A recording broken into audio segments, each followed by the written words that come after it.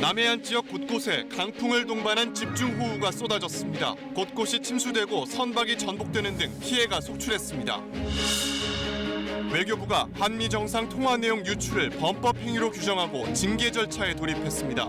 국민들을 실망시켜드린 또 국익에 중대한 영향을 준 그런 사안이기 때문에 해임 등 중징계가 예상되는 가운데 감사원도 주미대사관에 대한 현지 실사에 착수했습니다. 문 대통령의 최측근인 양정철 민주연구원장이 서훈 국정원장과 비공개 회동을 한 것으로 드러났습니다. 양 원장은 사적인 모임이었다고 말했지만 야사당은 의혹을 해소해야 한다고 촉구했습니다. 가해 운전자가 명백히 잘못한 교통사고인데도 쌍방과실로 처리해온 관행에 제동이 걸립니다. 금융당국이 일반과실 기준 22개를 신설해 이달 말부터 시행에 들어갑니다. 게임 중독을 질병으로 규정한 WHO의 결정에 따라 보건복지부가 관련 절차를 밟겠다고 한 지 하루 만에 문체부가 반대하고 나섰습니다. 부처 간 이견이 불거진 배경과 쟁점을 알아봅니다.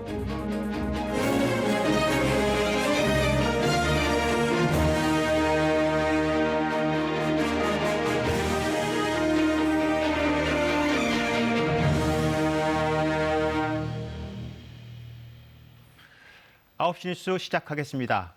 남해안에 강풍이 불면서 경남과 부산, 전남 곳곳에서 피해가 잇따랐습니다. 선박에 뒤집혀서 2명이 실종됐고 강풍에 가로수와 전신주가 벌어졌습니다. 공사장 구조물이 떨어져서 버스를 덮치기도 했습니다. 첫 소식은 이형광 기자가 전해드리겠습니다. 높은 파도 사이로 배가 뒤집혀 있습니다. 부산두도 북동쪽 2.2km 인근 해상에서 22톤급 선박이 침몰했습니다. 선장과 기관장 등 2명이 실종됐고 폐유 7톤이 실려 있어 해양 오염이 우려되는 상황입니다. 수색을 진행하고 있으며 기상이 호전되는 대로 전복 선박 수중 수색도 진행할 예정입니다. 공사장 구조물들도 곳곳에서 떨어져 피해가 잇따랐습니다. 울산의 한 공사장에서 철제 구조물이 떨어져 주차된 차량 10대가 부서졌습니다. 부산 중구의 한 신축 공사장에서 20m 높이 안전가림막이 바람에 넘어지면서 도로를 지나던 버스를 덮쳤습니다. 손님들이 소리 질러가지고 무슨 일인가 해서 쳐다보니까 이게 다 넘어가 있어. 가로수와 전신주가 쓰러지는 사고도 곳곳에서 일어났습니다. 창원의 아파트 2곳에서 베란다 창문이 깨져 소방당국이 출동해 안전조치를 했습니다. 거제에서는 한 전자제품 판매장 건물에서 2m 크기의 외벽 유리가 깨지기도 했습니다. 바람으로 인해서 좀 유리가 무너질 수도 있는 위험한 상황이라서 안전 상황에 저희가 철거를 했습니다. 전남 광양에서는 빗길에 트레일러 화물차가 미끄러져 4명이 다치는 등 교통사고도 잇따랐습니다. 기상청은 내일 새벽까지 남해안을 중심으로 바람이 강하게 불고 곳에 따라 산발적으로 비가 내리겠다며 주의를 당부했습니다. KBS 뉴스 이형관입니다. 제주에는 호우특보가 내려져 오늘 오후까지 많은 비가 내렸습니다. 특히 한라산에는 400mm 넘는 폭우가 쏟아졌습니다. 도로 곳곳이 물에 잠기면서 차량이 통제되고 강한 비바람으로 항공편, 배편도 차질을 빚었습니다. 제주 피해 소식은 박천수 기자입니다. 쉴 새 없이 쏟아진 빗줄기로 건천은 폭포수가 돼 웅장한 소리를 내며 흐르고 초속 15m에 달하는 비바람을 버티지 못한 현수막들은 찢겨 바닥에 널브러졌습니다. 한라산에 440mm가 넘는 비가 내렸고 남부를 중심으로 시간당 20mm가 넘는 강한 비에 도로 곳곳은 물바다가 됐습니다. 일부 도로에서는 차량 통제까지 이어졌습니다. 농로 위에까지 많이 넘쳐 침수돼가지고 안전선 치고 이렇게 나갔던 거죠. 하는데 순찰 돌고 다시 상황으로 온 거죠. 아침에 처음 왔을 때는 범람 상황이었죠. 아, 그래요? 차가 전혀 지나다닐 수 없을 정도? 네.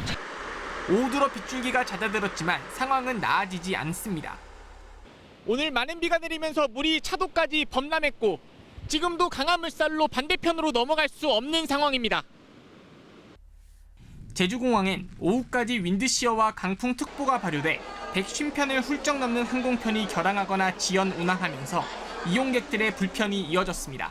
부산 가야 되는데 4시 45분 비행기인데 지금 지연이 돼갖고 어떻게 될지 확실히 결정난 게 없어가지고 기다리고 있습니다.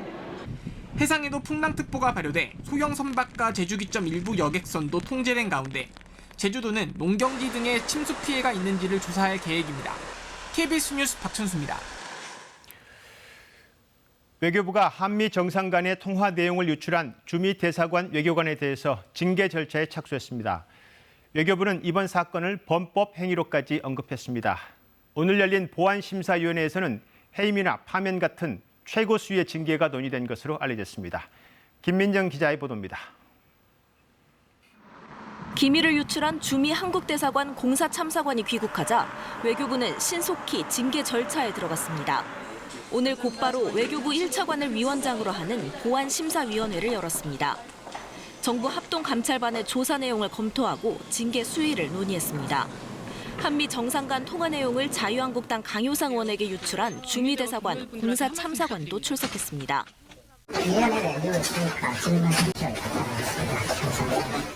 현재로서는 해임이나 파면 같은 중징계가 불가피해 보입니다. 징계위원장이기도 한 조세영 차관은 고위공직자로서 있어서는 안 되는 기강해이이자 범법 행위라고 단호한 입장을 밝혔습니다. 우리 외교 관계에 미치는 영향이나 그런 가능성도 사전에 가급적 최소화하고 차단하는 게 좋다고 판단해서 신속하게 처리하려고 하고 있고 동시에 또 엄정하고 엄중하게 그렇게 처리하려고. 강경화 장관 역시 온정주의로 흘러서는 안 된다는 강경한 지침을 내린 것으로 전해졌습니다. 외교부는 오는 30일 징계위원회를 열고 징계 수위를 최종 확정할 예정입니다. 외교부는 또 기밀 유출과 관련한 상부의 책임 소재 범위도 함께 심사한 것으로 알려져 징계 대상이 늘어날 가능성도 있습니다. 이런 가운데 감사원은 오늘부터 2주 동안 주미대사관의 복무기강 등 운영 실태 전반을 점검하는 감사에 착수했습니다. 또 검찰은 외교상 기밀누설 혐의로 민주당이 강효상 자유한국당 의원을 고발한 사건에 대해 수사에 들어갔습니다. KBS 뉴스 김민정입니다.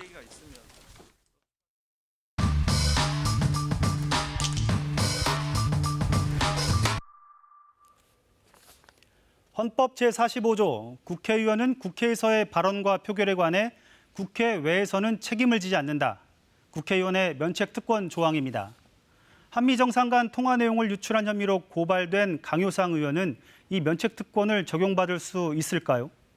과거 면책특권을 인정받지 못한 고 노회찬 의원 사례와 비교해 따져보겠습니다. 이른바 삼성 엑스파일 판결입니다. 노회찬 의원은 2005년 삼성으로부터 금품을 받았다며 전현직 검사 7명의 실명을 공개했다가 2013년 대법원 확정 판결로 의원직을 상실했습니다. 그때 노 의원은 국회에서 배포한 보도자료에 7명의 실명을 공개했는데 대법원은 국회 안에서의 행위라며 문제 삼지 않았습니다. 강 의원이 한미 정상 간 통화 내용을 공개한 장소도 국회 안이었습니다. 노 의원에게 문제가 된 건 같은 보도자료를 인터넷 홈페이지에 공개한 행위입니다. 이 대법원은 이 행위가 국회 안에서의 행위와 관련이 없고 전파 가능성이 매우 크면서도 일반인들에겐 여과 없이 전달되기 때문에 면책 특권 대상이 아니라고 판단했습니다. 강효상 의원도 보도자료를 SNS에 올렸습니다. 강 의원에게 적용된 혐의는 외교상 기밀 누설입니다. 두 사람에게 적용된 범죄 혐의는 다르지만 면책 범위를 규정한 대법원의 판결 취지를 보자면 강효상 의원의 이번 행위는 면책 특권에서 제외될 수 있습니다. 팩트체크 K 박경호입니다. 지난 2015년 제일모직과 삼성물산의 합병을 부당하게 진행해서 삼성 이재용 부회장이 최대 3조 6천억 원의 부당 이득을 봤다는 분석이 나왔습니다. 시민단체 참여연대의 분석 결과입니다. 참여연대는 반대로 이 합병의 결과로 국민연금은 최대 6천억 원 넘는 손실을 봤다는 자료도 제시했습니다. 이 합병 과정에 삼성의 고의성이 거듭 드러난다고 지적했습니다. 엄진아 기자의 보도입니다. 2015년 합병 당시 제일모직과 옛 삼성물산은 두 회사의 가치를 따져 합병하는 비율을 정했습니다. 그 비율은 1대 0.35였습니다. 참여연대가 최근 공개된 당시 회계법인 보고서의 오류를 파악해 분석해보니 큰 차이가 났습니다. 적정한 합병 비율은 1대 0.35가 아니라 최고 1대 1.18까지 오를 수 있다고 추산했습니다. 제일모직의 가치를 고의로 부풀린 합병은 곧 제일모직의 최대 주주인 이재용 삼성전자 부회장의 이득이 됐습니다. 참여연대는 이 부회장의 부당이득을 최소 2조 원에서 최고 3조 6천억 원으로 추산했습니다. 반대로 삼성물산의 최대 투자자이던 국민연금은 손실을 봤습니다. 손실액은 최대 6천억 원으로 추산됐습니다.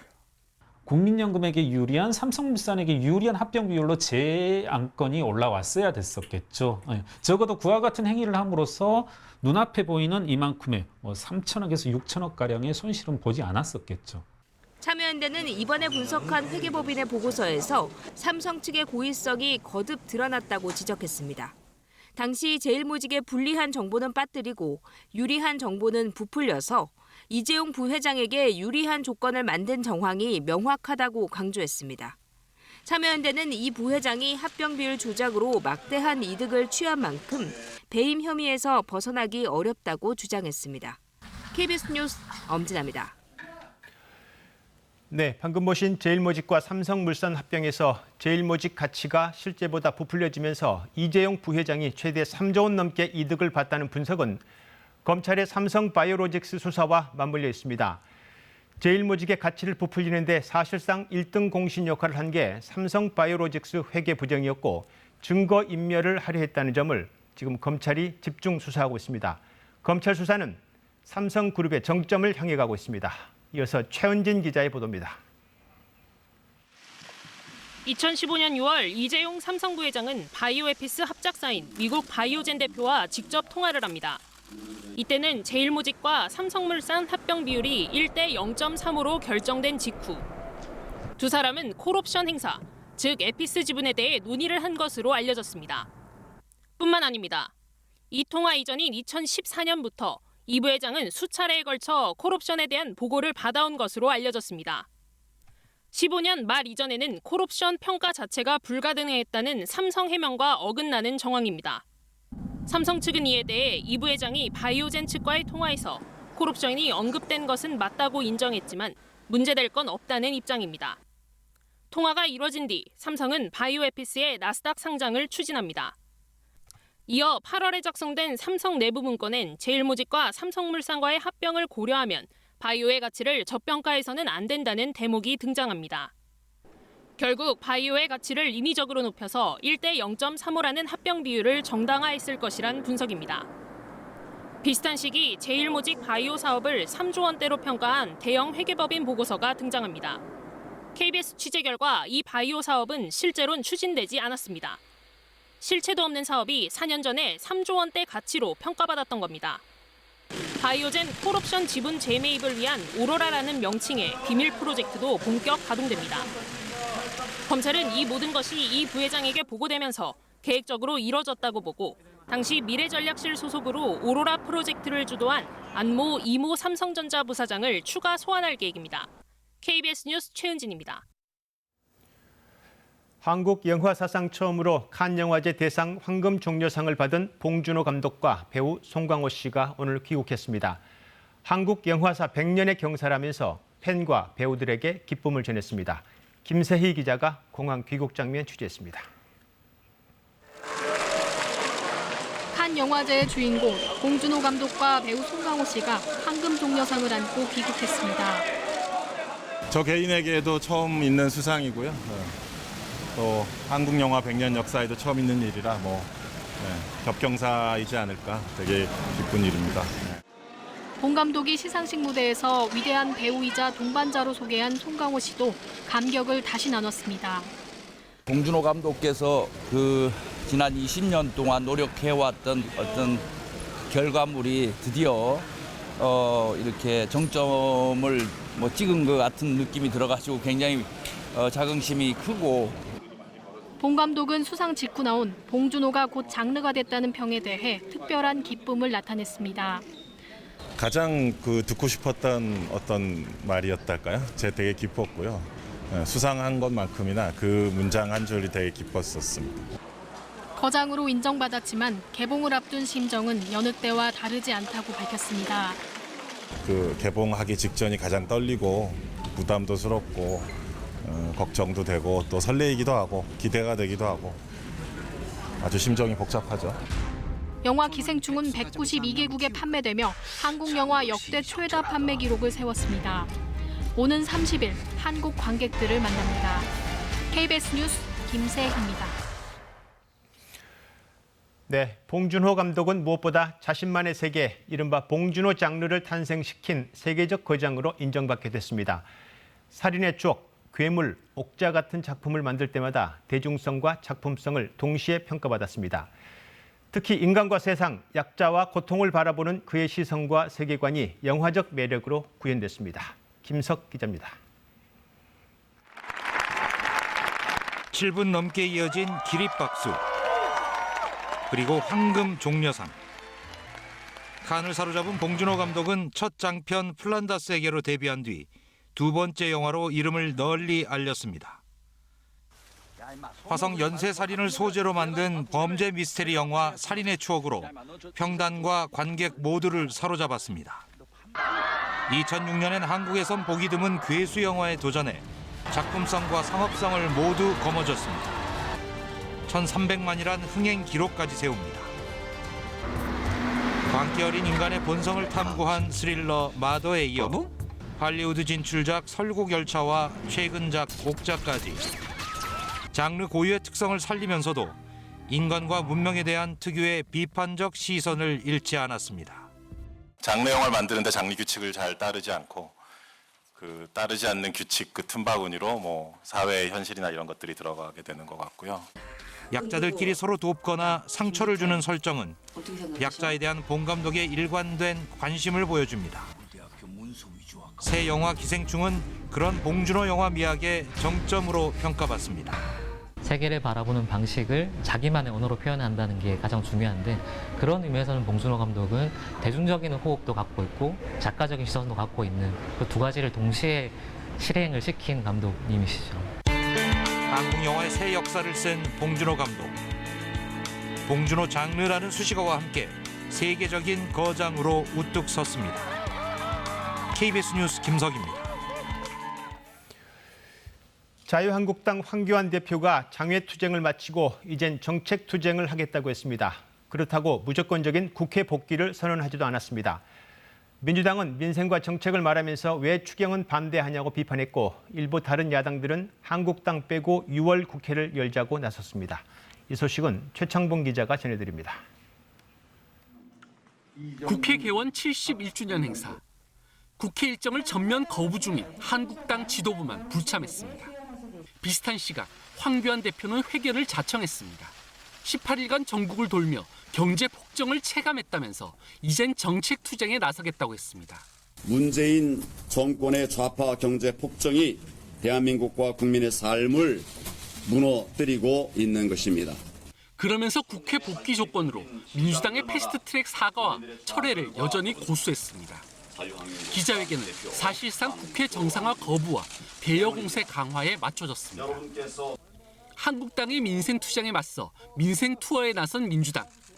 황 대표의 민생 대장정이 담긴 건 막말과 국민 분열이라며 공세에 나섰습니다. 산불 대책과 민생 경제를 말하면서 추경에는 반대한다며 대안은 무엇이냐고 쏘아붙였습니다. 또 그렇게 민생을 생각한다면 빨리 돌아오라고도 했습니다. 안타깝게도 제1야당의 태업으로 국회 일정이 정상화되지 못하고 있습니다. 중재 역할을 자청한 바른미래당은 양당의 대오각성을 촉구했고, 민주당이나 자유한국당 모두 국민적인 분노의 화살을 피할 수 없을 것입니다. 민주평화당과 정의당에선 아예 한국당 없이 6월 국회를 열자는 주장도 나옵니다. 문호무임을 하든지 매달 1일 국회를 열든지 결정해야 하고, 한국당이 복귀하지 않아도 국회는 당연히 의사일정을 밟아야 합니다. 모두 민생을 외치는데 정작 민생 정치는 실종된 5월 국회. 국회 정상화는 여전히 기미가 보이지 않습니다. KBS 뉴스 최창봉입니다. 문재인 대통령의 최측근인 민주당 양정철 민주연구원장과 서훈 국정원장이 비공개 만남을 가지는 장면을 한 인터넷 언론이 촬영해 보도했습니다. 야당은 국정원의 정치 개입 의혹이라며 비판했습니다. 양정철 원장은 지인들끼리 사적 식사 자리였다면서 문제될 게 없다고 했습니다. 김현주 기자의 보도입니다. 지난 21일 서울 강남의 한 식당 앞 양정철 민주당 민주연구원장의 모습입니다. 이어서 식당에서 나온 사람, 서훈 국정원장입니다. 양 원장 취임 일주일 되던 날 회동은 4시간 가까이 계속됐습니다. 늦게 가신 것 같아요. 10시 좀 넘어 들어가셨어요. 취임 일성으로 총선 승리를 밝혔던 양 원장. 총선 승리에 꼭 필요한 일종의 병참 기주로서 역할을 해서 여당의 싱크탱크 수장과 정보기관 수장의 이날 만남이 공개되면서 정치권이 논란을 벌였습니다. 야당은 두 사람이 만나 무슨 밀담을 오랫동안 주고받았냐며 총선 개입 의혹까지 제기했습니다. 대통령 최측근이란 자리는 국정원도 장도 쉽게 불러낼 수 있는 최고 권력이었습니다. 벌써부터 민주당은 총선 모드에 양 원장은 비밀 회동을 식당에서 했겠냐, 밥 먹는 걸 미행에 촬영하는 건 파파라치라며 격하게 반발했습니다. 다른 일행이 있는데 무슨 기밀하게 얘기가 나올 수 있겠어요? 일과 이후의 삶까지 이렇게 하는 건 아니죠. 너무하지 않습니까? 그건 다 각자 판단하시는 거죠. 민주당은 국정원장이 야당 의원도 만나 식사도 하는데 친분이 있는 두 사람이 밥을 먹은 게 무슨 문제냐고 했습니다. 하지만 당내 일각에선 문 대통령의 최측근으로 불리는 양 원장이 민감한 시기에 서 원장을 만났다는 것만으로도 부적절했다는 말도 나오고 있습니다. KBS 뉴스 김현주입니다.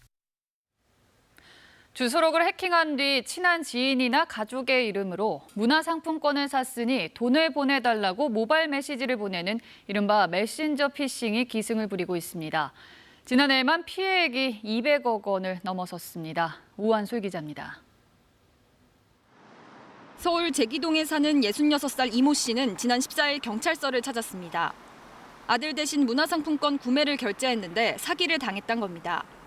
실제 이 씨의 카카오톡엔 30대 아들의 이름으로 메시지가 왔는데 온라인 쇼핑몰에서 문화상품권을 주문했으니 보내준 가상 계좌로 돈을 보내달라는 내용.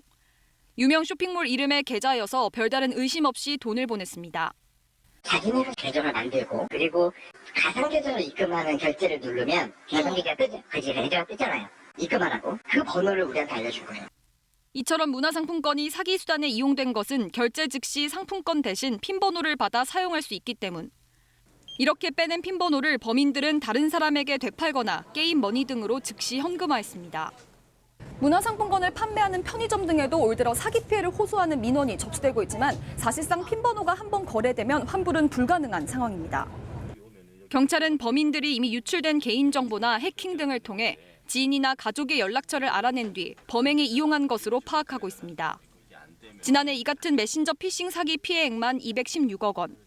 카카오톡 등 메신저 회사들도 대책 마련에 나섰지만 아직 국내 대포폰을 이용한 메신저 피싱엔 뾰족한 대책이 없어 더욱 각별한 주의가 요구됩니다. KBS 뉴스 우한솔입니다. 차 사고가 나면 보험사들은 피해자에게도 일부 책임을 묻곤 하는데요. 이런 쌍방과실 관행이 줄어들 것으로 보입니다. 이달 말부터 가해자에게 100% 책임을 묻는 사고 유형이 대폭 늘어납니다. 김수연 기자입니다. 차로 변경이 금지된 실선 구간. 왼쪽 꽉 막힌 2차로에 서 있던 승용차가 갑자기 끼어들어 3차로를 달리던 차량에 그대로 부딪힙니다. 1차로에서 좌회전하는 차량을 오른쪽 직진차로 차량이 좌회전하려다 들이받고 중앙선을 넘어 앞 차량을 추월하려다 사고가 나기도 합니다. 누가 봐도 가해자의 일방적인 잘못이지만 보험사들은 관행적으로 피해자에게도 책임을 물어왔던 사고들입니다. 이렇게 되면 피해 차량의 보험료도 할증되는 경우가 많아 보험료를 더 받으려는 꼼수가 아니냐는 불만이 커졌고 관련 분쟁은 계속 늘어왔습니다. 피해자가 또 피해에 대한 보상을 일정 부분 해야 됐기 때문에 피해자의 입장에서는 상당한 어떤 억울함이 있었던 것이죠. 앞으로 이처럼 피해자가 피할 수 없는 사고 유형 33건에 대해 가해 차량에게 100% 책임을 묻기로 했습니다. 좌회전이나 우회전 차로에서 직진을 하려다 난 사고, 직진 차로에서 좌회전이나 우회전을 하려다 난 사고 등도 모두 가해 차량이 전부 책임을 져야 합니다. 교통법규를 어기다 사고를 내면 책임을 더 묻겠다는 취지입니다. 최근 바뀐 환경에 따라 일부 과실 비율도 바뀝니다. 오토바이가 무리하게 끼어들다 사고를 내면 70%, 신호를 위반한 긴급 차량과 사고가 나도 상대 차량이 60%의 책임을 지도록 했습니다. 바뀐 기준은 오는 30일부터 시행됩니다. KBS 뉴스 김수연입니다.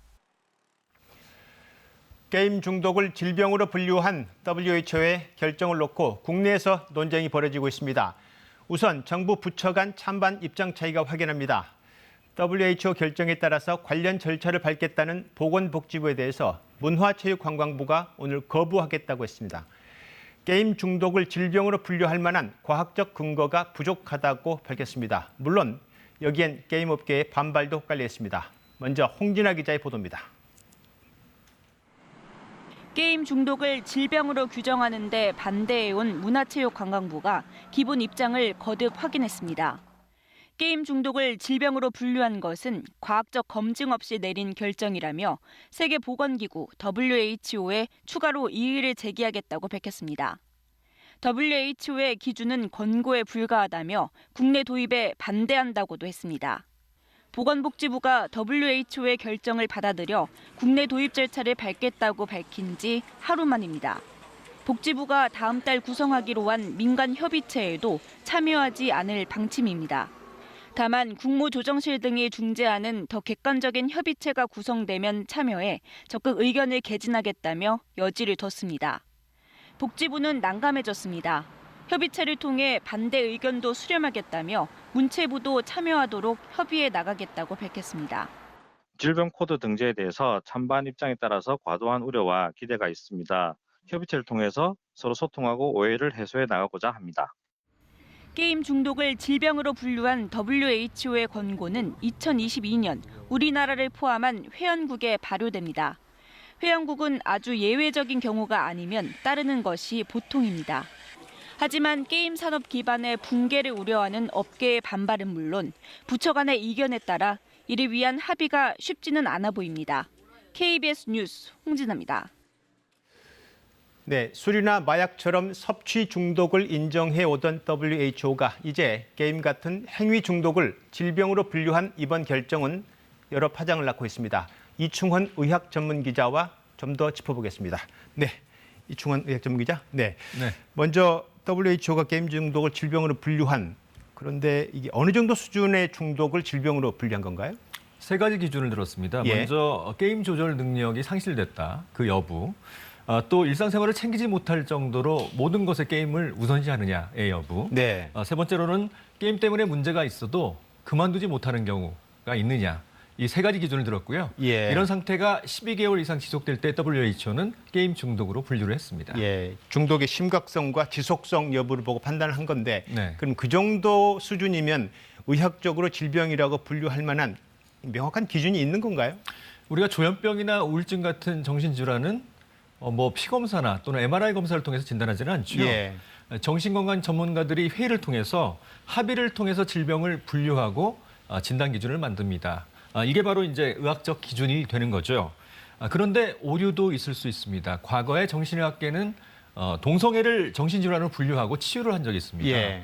이것을 되돌려서 질병이 아니라고 인정하기까지 한 20년 정도가 걸렸습니다. 네. 전문가들이 합의를 통해서 질병을 정의하는 정신과의 특성상 분명 조심해야 될 부분이 있습니다. 그래서인가요? 게임업계가 지금 이 WHO의 결정에 과학적 근거가 부족하다, 명확하지 않다, 이렇게 지금 지적을 하고 있는 건가요? 예, 반대하는 입장의 주요 근거가 이 과학적 근거가 부족하다는 겁니다.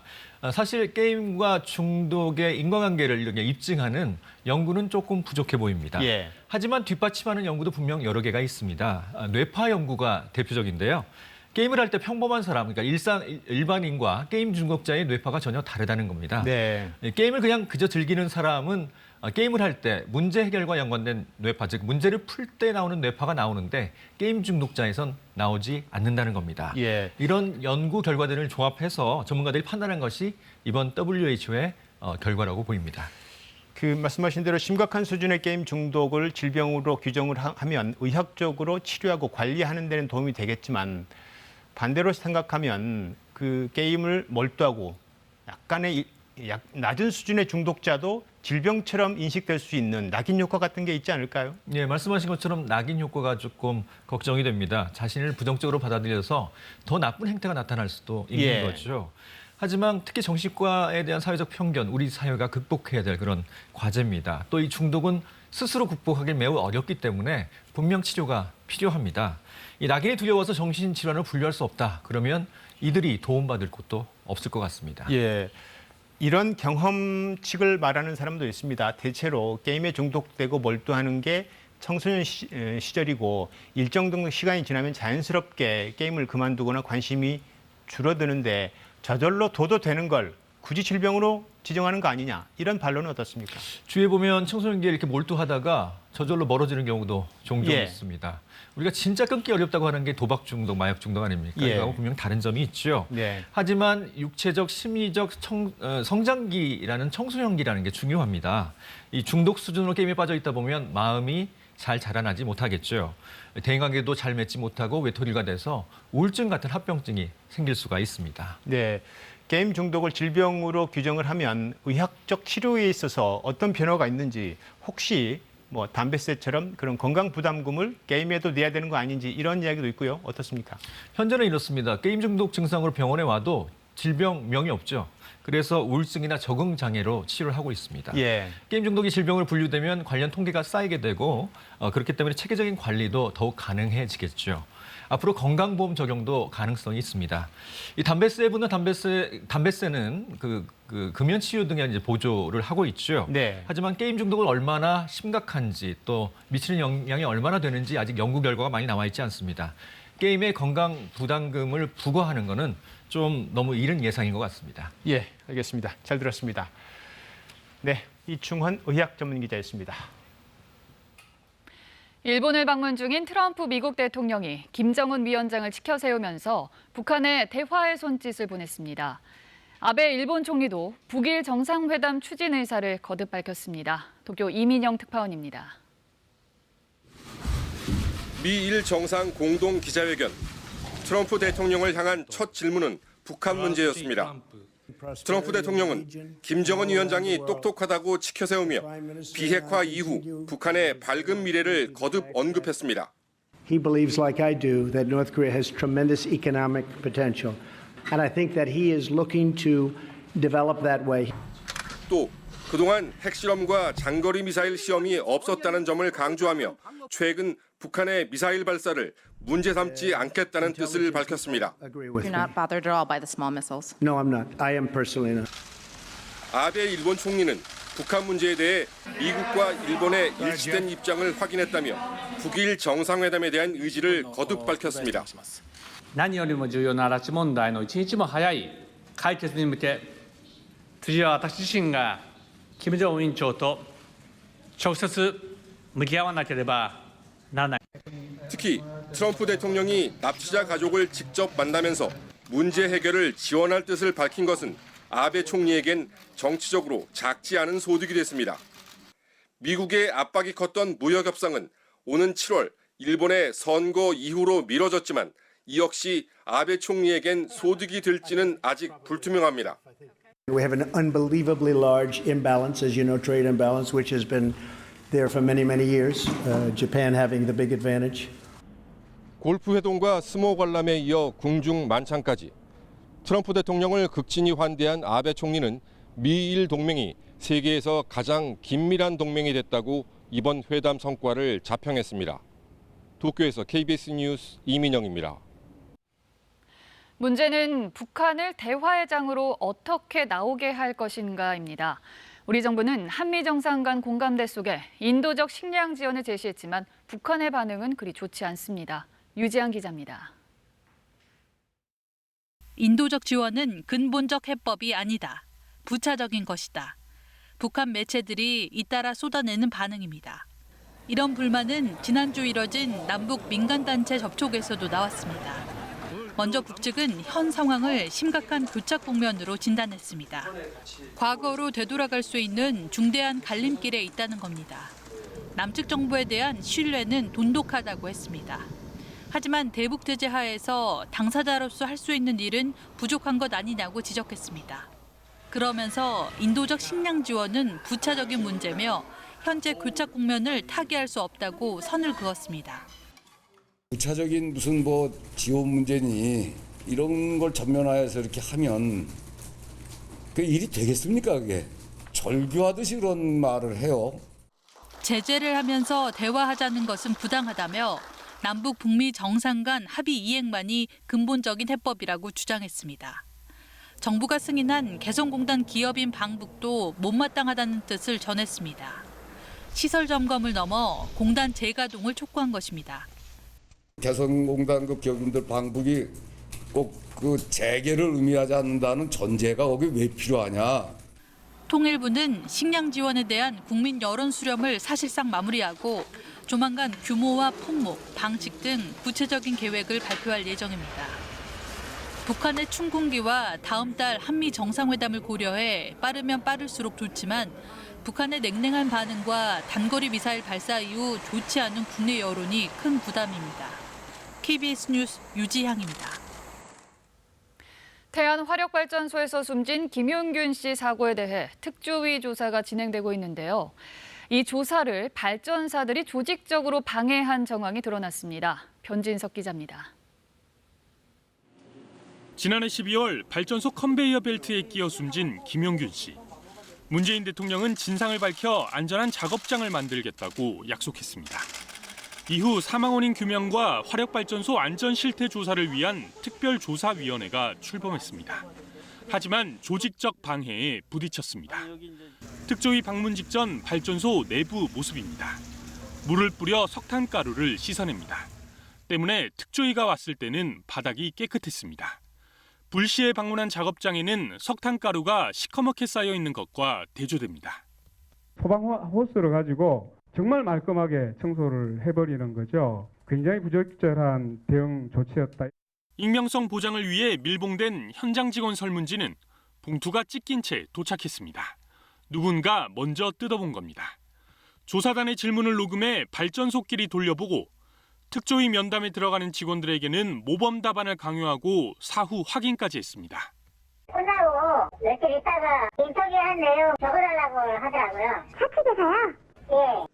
특조위는 조직적 방해에 항의해 현장 조사를 잠정 중단했습니다.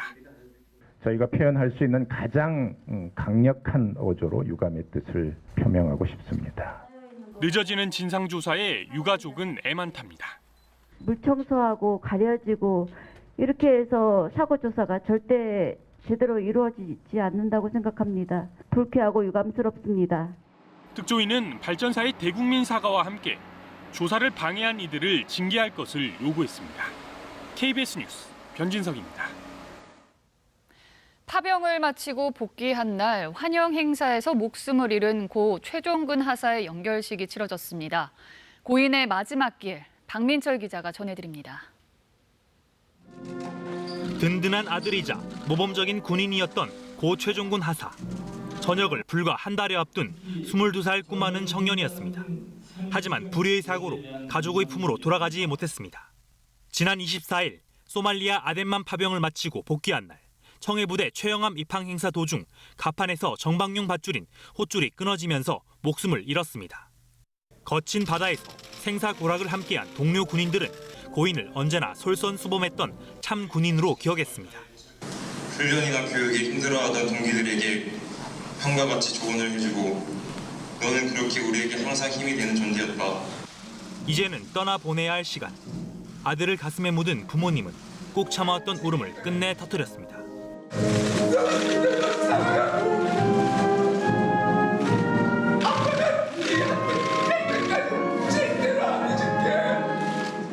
눈에 넣어도 아프지 않을 손주.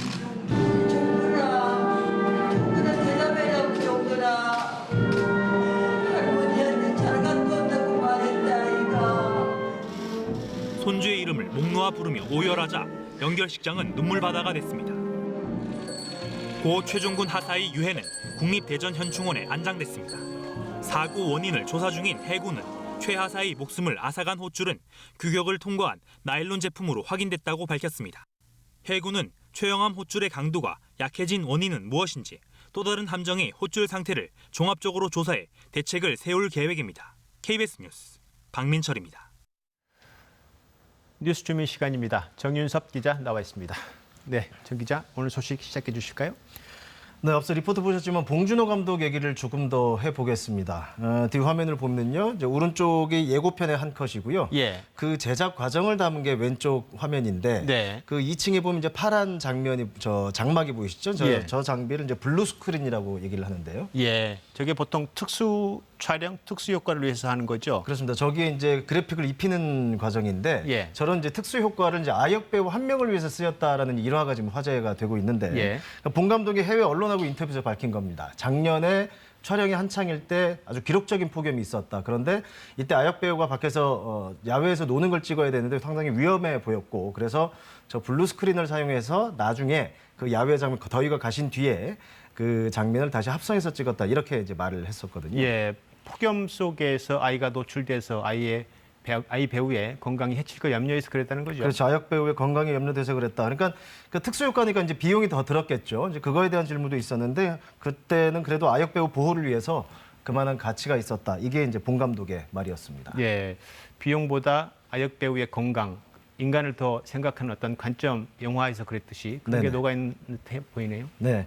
그 또 하나 저 화제가 되는 걸 좀 설명을 드리려고 하는데, 뒤에 이 설국열차라는 영화, 그러니까 유명한 해외 배우들도 많이 참여를 했었는데, 이때 이제 배우 조합 같은 이제 미국식의 규정들을 많이 보고 배웠다고 합니다. 그래서 이번에 스태프들하고 그 표준 근로 계약서를 작성을 해가지고, 그래서 뭐 주 52시간 근로라든가 뭐 4대 보험 같은 이제 노동의 기본적인 환경을 또 만들었다고도 하고요. 예, 우리 영화 제작 현실에서는 그 반대의 이야기가 많았었는데, 기생충이 그런 조건으로 영화를 만든 게 처음은 아닌 거죠? 예, 사실 그 2014년에 개봉한 이 국제시장 같은 경우에도 당시에 모든 스태프들하고 표준 근로계약서를 써서 이제 화제가 됐었고, 봉준호 감독도 오늘 이와 관련한 발언을 하기도 했습니다. 한국 영화계는 최소한 2, 3년 전부터 그런 식으로 촬영 현장을 계속 정상적으로 진행해 왔습니다. 그 부분에 있어서 자랑스럽게 다들 생각합니다, 영화인들. 그러니까 실제 저희가 이제 영화진흥위원회 자료를 보니까, 그러니까 2015년부터 지난해까지 꾸준히 늘고 있어서 지난해 같은 경우에는 이제 그 조사 대상의 절반을 넘기도 했는데요. 이게 저게 사실 그 근로계약서를 그만큼 작성하고 있다 이제 좋은 변화긴 하지만, 그 작년 같은 경우에는 개봉 영화가 600여 편이라고 하니까 뭐 저 조사가 그 영화 현장의 전부를 보여주는 건 아니라고 하지만 조금씩 이제 변화가 있는 거는 이제 분명해 보이고 하고요. 그동안 제작비가 상승되는 건 주로 배우들의 고액 개런티 때문에 상승되었다 이런 논란이 있었는데, 이 변화에 대해서는 논란이 있을 것 같지는 않고요. 그러니까 아무래도 지난달 봉 감독이 이제 시네20이라고 인터뷰에서도 그래서 인건비 상승으로 따른 제작비 상승은 어떻게 보냐라고 얘기했더니 이제 좋은 의미의 상승이라고 볼 수 있고 이제야 정상화되는 생각이 든다 이렇게 답하기도 했거든요. 그러니까 봉 감독 이번 수상 계기로 이제 지금 여전히 열악한 영화 현장 뭔가 이제 개선될 조짐이 빨라졌으면 하는 바람입니다. 오늘 소식은 여기까지입니다. 예, 잘 들었습니다. 정윤섭 기자였습니다.